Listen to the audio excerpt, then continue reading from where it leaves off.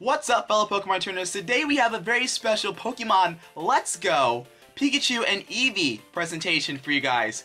And we got pretty much all of the details for Pokemon Let's Go Eevee and Let's Go Pikachu at the Nintendo Direct from E3. They let it all go, guys. They spilled all the beans. We know about Mew coming to the game, how we're gonna get Mew. We know how battles are gonna work. We know how trading's gonna work. We know how the Pokemon Go integration with Let's Go, they explained that as well. There is literally, I have like 10 to 15 footnotes and bookmarks, and we gotta go over each and every single one of them today in this video. I was gonna go outside today. I was gonna go play Pokemon Go and get some Kyogre raids in, so I've only done one since the Water Festival event started, but that's gonna have to wait till tomorrow because we gotta break down all of this new information for Pokemon Let's Go Pikachu and Eevee, which, as I said before, is going to be a huge part of this channel in particular. All of the details for this game right here, right now, along with screenshots and video footage of gameplay. Let's get into it. So shout out to Game Freak and the Pokemon Company for completely slaying this keynote, first and foremost. I watched the entire thing, and I have a lot of extra details that I still remember from watching it since it's like fresh in my head, which is why I want to do the video right now. So since all this info is like super fresh in my mind, I can recall things, I can go back and kind of recollect what I saw. But every single player of Pokemon Let's Go Pikachu and Let's Go Eevee will get the mythical Pokemon Mew if they purchase the Pokeball Plus alongside the game. Now, there are bundles for Pokemon Let's Go Pikachu and Eevee with the game, plus the Pokeball Plus for about $100. And I'm not exactly sure how much money that saves you, but usually the concept of a bundle is to save you like $20, $30 when you buy, you would be either buying the game and the Pokeball Plus. Maybe it will cost a little bit more. I'm not exactly sure, but there is a bundle available with this game with the Pokeball Plus. So they're helping out with that. Plus, every single person who purchases it gets the mythical Pokemon Mew. So Mew will automatically be in the Pokeball Plus, and you'll be able to hear it. You'll be able to interact with it before you even get to play the game. So as you're going home and you plug Pokemon Let's Go Pikachu or Eevee into your game, you'll be able to interact with Mew beforehand. So that already gives you that initially super awesome Pokemon experience with the Pokeball Plus. So I like that. I'm super excited to have Mew. You're gonna get Mew, I think, to start off your journey. You're gonna start off with a freaking Mew if you get the Pokeball Plus, which is absolutely fantastic. It's more of an experience than a controller. So the more you catch, the more XP the Pokemon in your party gain. Like in Pokemon Go, you can use berries to assist you in capturing Pokemon, which is awesome. The aura surrounding the Pokemon, there's going to be a red aura and there's going to be a blue aura surrounding every single wild Pokemon that you're able to see in Pokemon Let's Go Pikachu and Eevee. Now, don't forget, wild Pokemon don't just pop out at you in wild grass. You actually have to go and encounter them. But from the way I saw it, it's going to be pretty difficult to avoid all of the wild Pokemon as you search through areas such as the Viridian Forest, forests, dungeons, caves. It's going to be pretty difficult to avoid all of the Pokemon since they're kind of everywhere. At least that's from what I saw during the keynote, during the presentation, during E3. The stats screen when you level up does show the stats and nature, and the stats are still intact for Pokemon as far as the main series game is concerned. And we're going to talk about stats in a little bit, but you can take a look right here.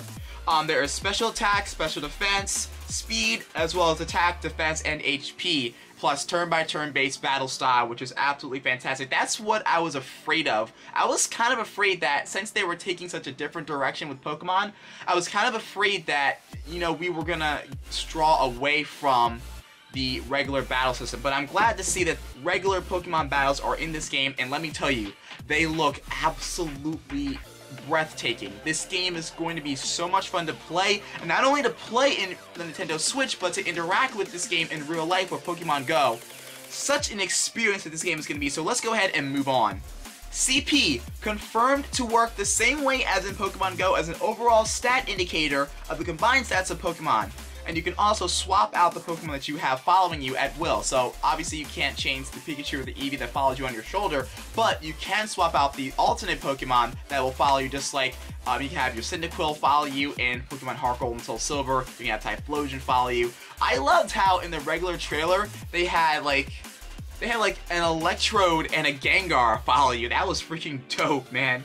I'm super stoked to have super awesome Pokemon following me. I'm hoping that they expand Let's Go to other generations, but let's not get too far off topic. Okay, next bullet point. Your trainer rival is going to be named Trace, and he's a pretty different rival than what you would normally see. He's nothing like Gary Oak. He's not really cocky at all. He's pretty kind, and he likes to assist you on your journey, but he also likes to battle you and challenge you in a little bit across your Pokemon journey and Let's Go Pikachu and Eevee. The gyms have returned into the Kanto region, so we're not going to be dealing with any trials, much like Ultra Sun and Moon or Sun and Moon. The old-fashioned gym system is back in Pokemon Let's Go. What's interesting is you're not going to be able to enter at least the first gym until you have a Pokemon that can deal super effective damage to Rock type. So again, Rock type, the Purito City gym where Brock hosts his gym battles, you're not going to be able to take him on without a Water type or a Grass type or an Ice type, some type of Pokemon that can deal super effective damage to a Rock type. So I thought that was pretty interesting. I remember back in Fire Red and Leaf Green or in Red and Blue, it doesn't really matter what type of Pokemon you have, you can still actually take on the gym battle. I remember always struggling to beat Brock in Pokemon Fire Red until my Charmeleon learned the move Metal Claw, which was super effective against Rock and Steel types. So taking a quick look at the Pokemon Center and Let's Go Pikachu and Let's Go Eevee, this was from the presentation that we saw earlier today at the Nintendo Direct event. And I like how Chansey as a company Nurse Joy right here. I think this is a pretty cool look. Chansey, the perfect fit for Nurse Joy. The Pokemon Center looks absolutely beautiful in this game, and there's a lot to look forward to. So again, let's talk about multiplayer connectivity and user interface with this game. So it requires a link code to join with a friend, so you can either connect to your friends via wireless connection. So if there's a Nintendo Switch nearby, say your friend comes over and he brings his Nintendo Switch or she brings her Nintendo Switch, then you guys can battle and trade with that way. Or you guys can use the Nintendo Switch online service that is launching this year. I believe it's launching this fall before the launch of the game. And you're going to have a membership with that service, but that will allow you to trade and battle online. So to connect with other players over the wireless or internet, you need a link code, and the code is made of various Pokemon sprites, just like the Pokemon Go raid lobby. So again, just Pokemon Go, the video game. Pokemon Go, put on a Switch. There you go. Now we can talk about Go Park. So Go Park is going to be the replacement of the Safari Zone in Fresca City, home of the Poison-type gym leader as well. I forget his name. What's his name? Everybody post the name of the Poison-type gym leader for Kanto region down below in the comment, because I'm having a brain fart here. But that's besides the point. So, Go Park was showcased, and you're going to be able to roam around the fields, and you're going to be able to interact with the Pokemon that you caught in Pokemon Go. They're all going to be there.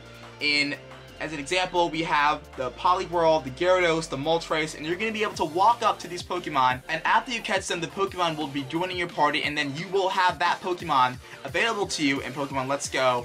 And that is the Pokemon Go integration in a nutshell, and I really like how that's going to work.